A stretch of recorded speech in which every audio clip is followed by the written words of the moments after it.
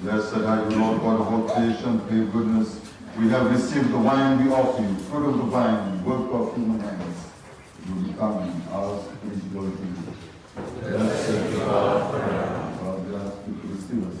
Please, with the sacrifice we offer you, humble and confess us.